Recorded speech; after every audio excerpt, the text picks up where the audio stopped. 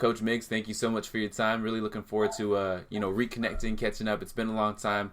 For the listeners that don't know, we spent some time together at App State. You actually were very instrumental in kind of my beginnings, and so kind of jumping into this for listeners at home. We tell us a little bit about your background, your motivation, and kind of where you are currently.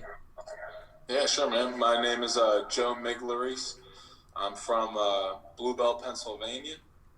My background was my career started as an intern at Penn State University, where I interned there for a year, and then worked my way down to Appalachian State, where I started a part-time coach and moved my way up to the head football strength conditioning.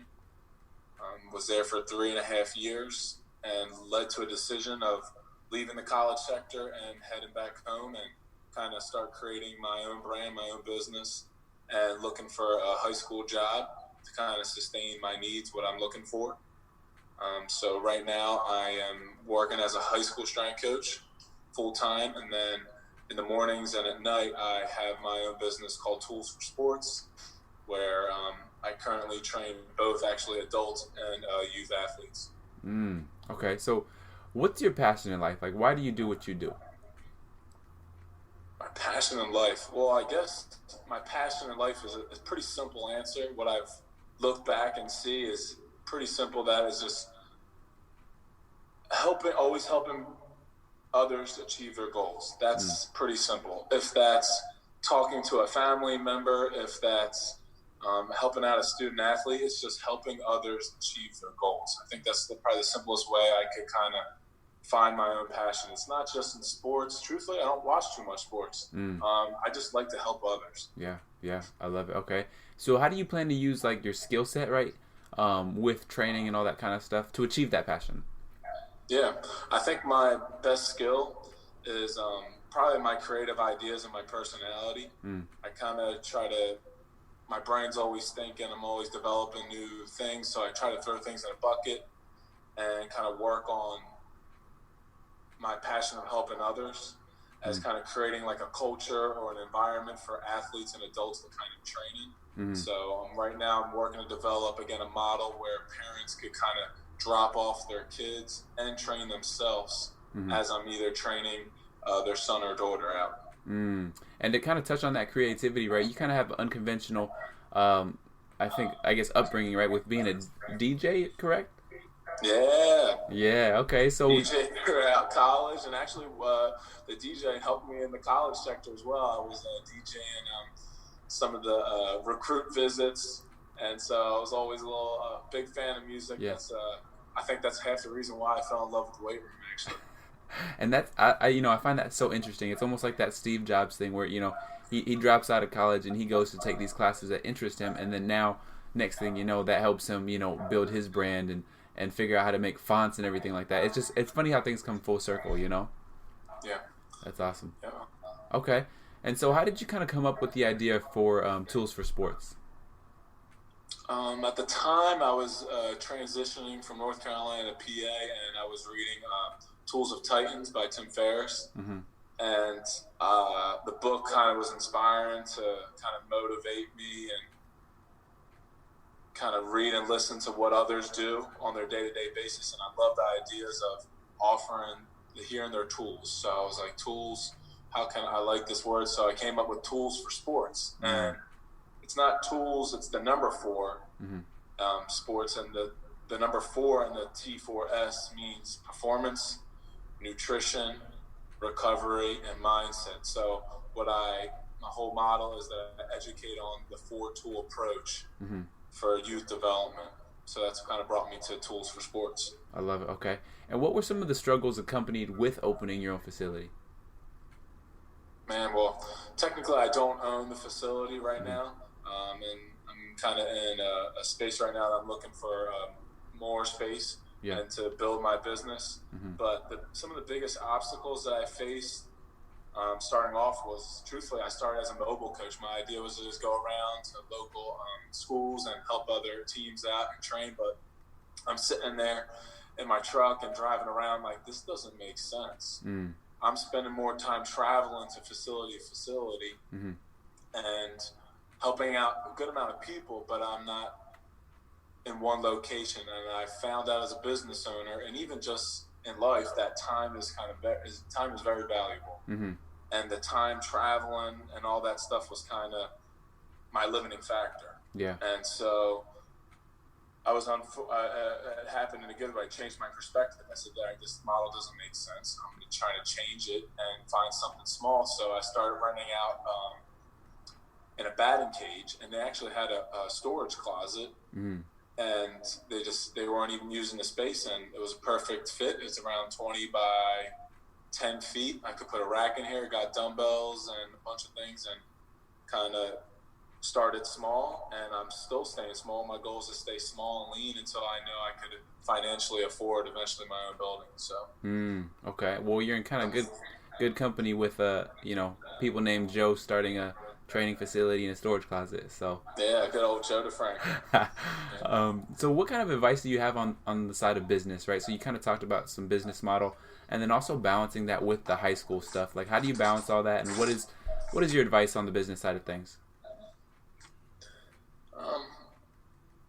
I guess my best business advice for someone who is like-minded with me, maybe left the college sector and is going the private sector, probably don't leave your job until you know you can pay yourself. Don't take that big jump and say, I could build a business. It takes time. Again, the biggest thing I've learned over the past 2 years is time and good things and high quality things that you want. It takes time to build. The best some other good advice is educate yourself on any kind of business development.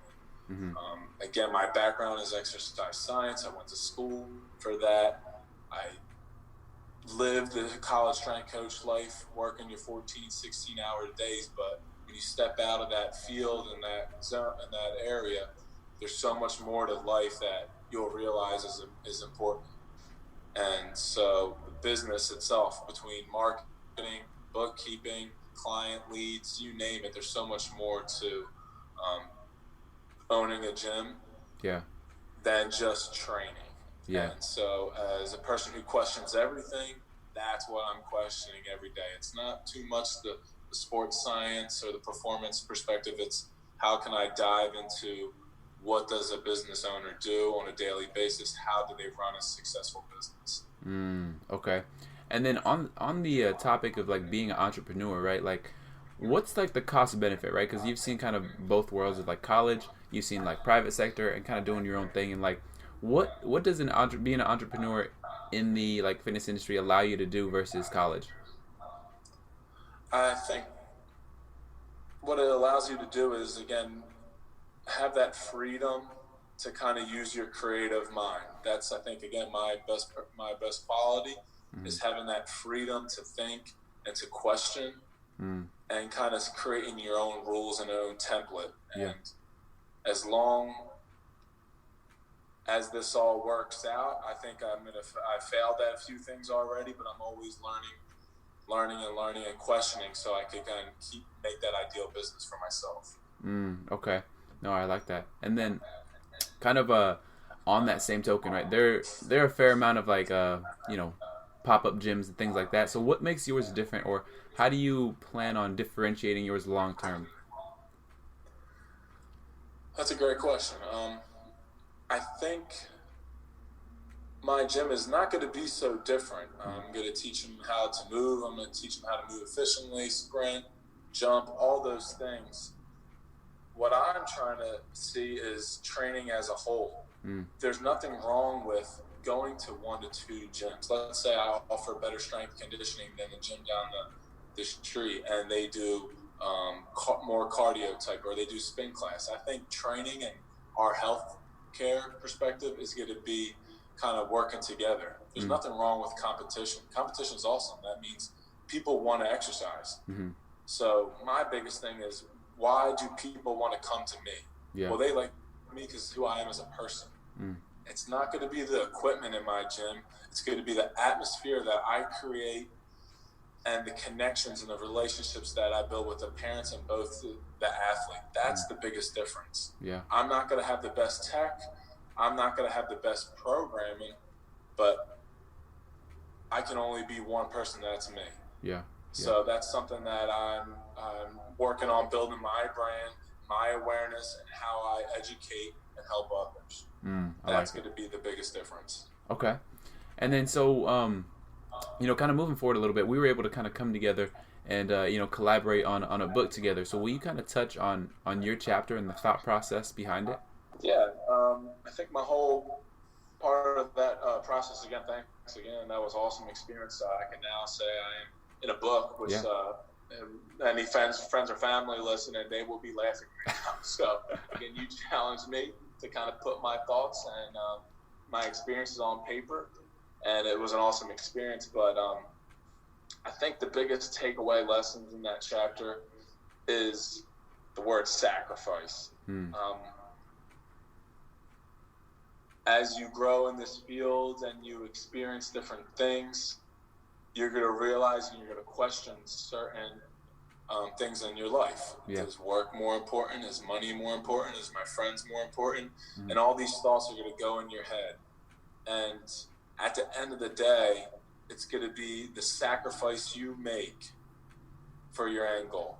If you're not willing to sacrifice everything and be all in, you're probably not going to have a very long career in the college sector. That's just my opinion. Yeah. For me, again, my family was super important to me. I'm away from Pennsylvania, and I'm realizing that, all right, what happens if I get this next job? If I make that $100,000, where am I going to be at? Am I going to be happy? Yeah. And my family raised me very, very well, and I don't think I would be able to repay them back. Even if I had the coolest job in America, I think being next to my family, be able to support my family is going to be the most important decision that I've ever made. And I truly believe that was the best decision I've ever made in my life, is leaving the college sector and kind of creating my own platform. And I think that's pretty it. That kind of keys in, yeah. And that's the funny thing, right? As strength and conditioning coaches, we always talk about like the importance of our family, but then we act in direct opposition, and take these random jobs that like allow us to never see our families. So, it's just it's wild how your perspective's going to change over time and what you appreciate in life. Yeah, I like that. Okay. When I was first started, I wanted to be a head strength conditioning coach. 1 year, 2, I was realizing that maybe that's not so important. How can I take my son and daughter to a basketball game? How can I be involved in them and their relationships? Yeah. No, I agree. Okay. And then switching gears a little bit here, right? Talking more about some training. What does your approach to training look like for different age groups? Yeah, all right. So, again, right now I'm training both adults and youth athletes. My model actually has changed. Again, I'm always trying to figure out what makes sense and how to be successful. So my model at first was just training athletes. Well, I learned athletes are super busy in high school. They have AAU, they have travel teams, they have league games, they have school games. And the whole system is pretty tough. So they go from school to straight to practice. So again, how can I run a business throughout the day? How can I bring in revenue throughout the day? So now I'm thinking, how can I change my model to more, add the adults in. So right now I'm training youth, starting at ages from 9 to 13. I call that my Smart Start School, where I kind of educate them on just, again, throwing a lot of variability at them, having them learn how to crawl, how to hold isometrics, get them skipping, get them marching, get them moving. Big believer of the 1x20 program. Love the program. Phenomenal results, quick, easy, and the kids could still have time to play and have fun in their training for the 1 hour session. Again, it takes around 20 to 30 minutes. And then after that, we're usually moving in some sort of linear or agility session. I try to keep that training as fun as possible. I do a lot of mini games, small sided games, whatever you want to call them. And then usually that approach is usually like 1 to 10 seconds with my drills and my mini games. I keep them quick, so quality movements through my Smart Start School program. Okay. Then I develop our Tools for School, which is, again, more of the high school program. Love the model of the tier system. And keeping things total body 2 to 3 days a week. I tell all my clients' parents that I don't want them here 4 or 5 times a week at this age. I keep it 2 to 3 because I've seen phenomenal results. Again, the piece of the puzzle, this training thing, is just such a small piece of the puzzle. I think we're all realizing that in this industry, that everything outside of what we control is actually even more important. So I want them to rest. I want them to enjoy times with their friends, and I want them to understand about nutrition and recovery. From there, I get a little bit more intense. Intensity picks up. Again, some drills will go 20 to 30 seconds, and so intensity definitely picks up in that school. And then for my adults, something very similar to the tier system, but then again, you have to question on what the client wants. Do they want their butt whooped? How can you have a fun experience for the adults to kind of feel that burn for a certain day? So again, I have different models, either aerobic specific work, or if it's more bodybuilding type work, there at the end of their circuits. Okay. And so are you afforded a lot of times to be able to have long-term clients, or what does that look like? Is it more people come in there for short-term, a few months, and then you might not see them again, or what's your approach to long-term athletic development then? I mean, you'll always see turnover in this industry. I believe the trainers that do a great job in giving their services and bringing value will hold a client for a long period of time, especially, again, if you're helping a family out with a 10-year-old, I could possibly have that client for a very long time. So again, building that relationship with the parents, building that relationship with the kid is the most important thing for that revenue each month. I don't have a one model fits all. Let's say, hey, at age 9 they're doing this, at age 10 they do this. I think we understand that everything is individualized.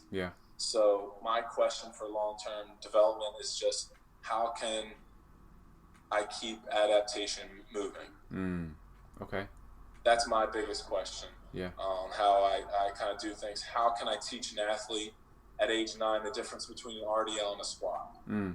Just asking them those questions and having them show me what the difference is setting up an awesome future for them. So they could have that base of training, and they could go train with their friends, and they can go train in other places, and they're doing it a safe way. I like that. I want my athletes to kind of question, why are we doing this? If they're not questioning what they're doing every day to day, that might just means their parents are kind of forcing them. I want them to understand how these things can really help them out in their sport. If that makes sense.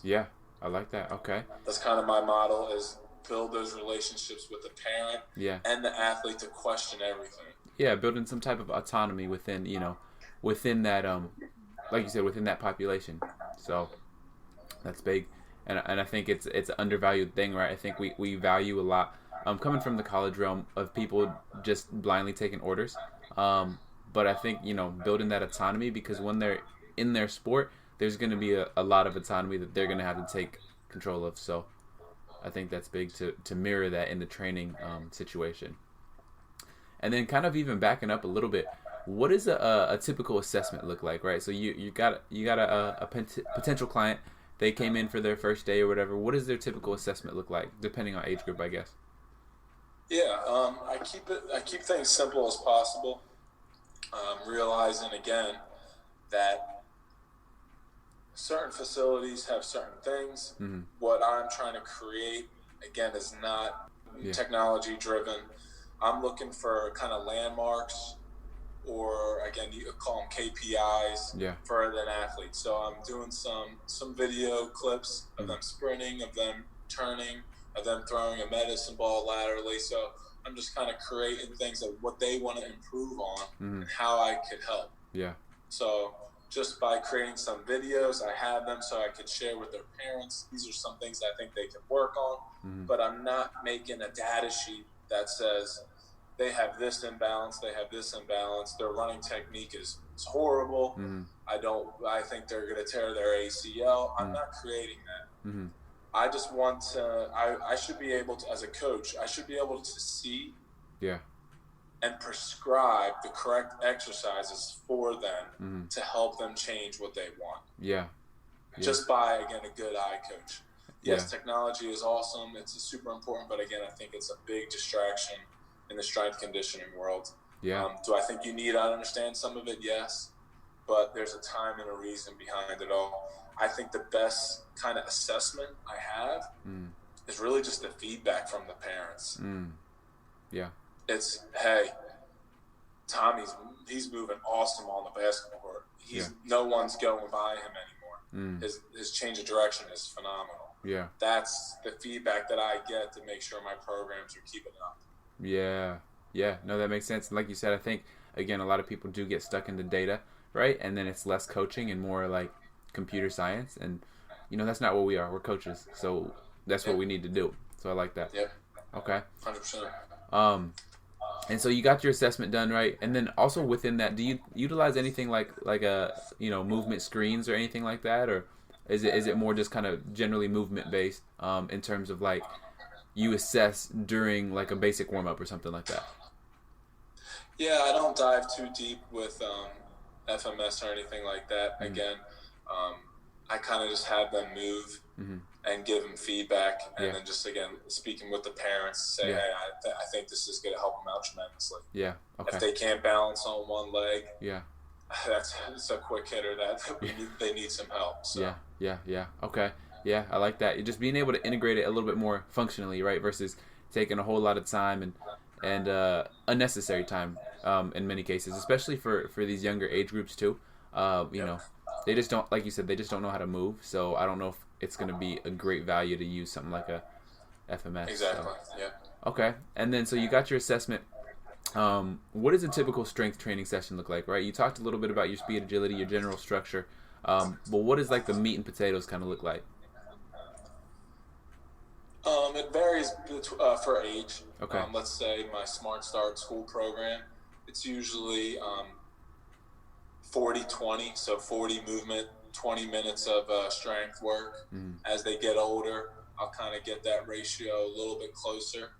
And as they get older and older, I'll be a little bit more heavier in the weight room. Depends on the time of year. Again, I don't train sports specific. I just train an athlete at this age.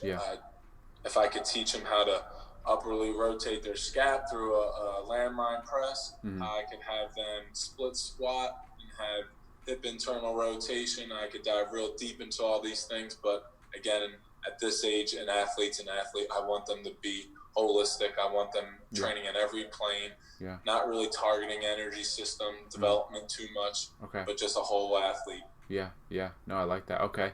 And so in that, is there, do you have specific progressions that you do like to see in terms of like, maybe you start them at, block this and they're doing like, I don't know, body weight squat, or is it kind of just based on athlete? Like if they can move well, they can progress faster. What does that look like?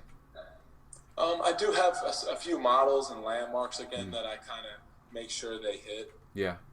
Let's take an example of a back exercise. I've done my own research with inverted rows.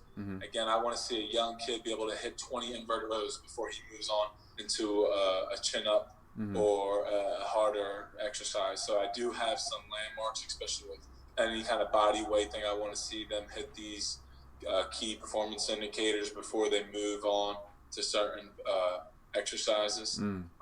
But again, it can change. The model that I have, it's all individualized programs. So one athlete could be doing inverted rows, the other athlete could be doing chin-ups. We're all not doing the same exercises sometimes. Okay, so really slow cooking some athletes then. Okay. I like that. And with the sprint training and change of direction, again, learning how to create better angles, have them understanding how to kind of take control of their body through movement is super important before we start sprinting or doing more complex movements. Yeah. So really building up those base structures, right, in order for them to be able to have success when they move on to, maybe a college program or something like that. Yep. Yeah, that's awesome. Okay. And then switching gears once again, right, moving into some more like leadership, Con Ed type stuff. What's kind of on your reading list? What are things that you like to research, or what kind of continuing education opportunities do you personally like to pursue? I guess I'll talk about resources, people that have impacted me over the past 2 years. Yeah. Starting off, I'd say for business development, is Pat Rigsby. Just by subscribing to his email list, he will introduce you to a whole other world that you might not understand as a strength conditioning coach, and how you could kind of build your own brand in creating your ideal business, as he mentions. A local gym around New York, Dan Goodman and Joe at Varsity House. I've been up there with their business mentorship. Again, stepping outside of strength conditioning world in the college sector, how can my mindset shift to thinking of more business? How can I bring in revenue? What's your sales pitch? So that was an awesome experience up there at Varsity House. I would definitely get back up there. Okay. One of my favorite podcasts right now is Joel Smith with Just Fi. Phenomenal. He'll get you thinking on your toes every single listen. Oh yeah. And get you questioning everything possible. He brings in great speakers. So never met Joel, but again, he's impacted my coaching styles and the things that I believe in, has got me questioning everything. And then again, another social media guy, Michael Zwiffel, Building Better Athletes. Again, the long-term approach and small-sided games. He does a phenomenal job. Another person that has impacted me and questioned everything that I do and helping kids move has been a phenomenal resource there. Yeah. With my business side, how to make more money as a coach, I think something that I haven't really scratched the surface is the ClickFunnels. Okay. The ClickFunnels through Russell Brunson. Again, creating little websites for small programs and understanding how to get leads and how to get people to be able to pay you per month. Or for a packet or an exercise template is a game changer for every coach who is struggling to make $1, because I've been there. I work for free. There are avenues out there that you could sell your programs and market them and make money off of them. Because again, in the college sector, you're not making too much money for your first 3 to 5 years. So how can you find other ways of bringing in revenue to help yourself out in your career? Those are some things that I'm always looking to expand on. Yeah. No, I think that's a great topic there, because I think as coaches we often neglect that area of money management, right? And then we're in bad positions, and then we hope that it'll pay off, but sometimes it doesn't, right? And then what do you do when it doesn't pay off? And I think just talking about it more and putting it more on the educational route of like, we need to manage our money better as coaches. Like, I think that's step one. I agree. Yeah.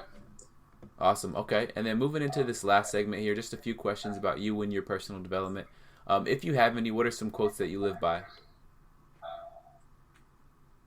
Some quotes that I live by. I guess right now, I think it's always changing.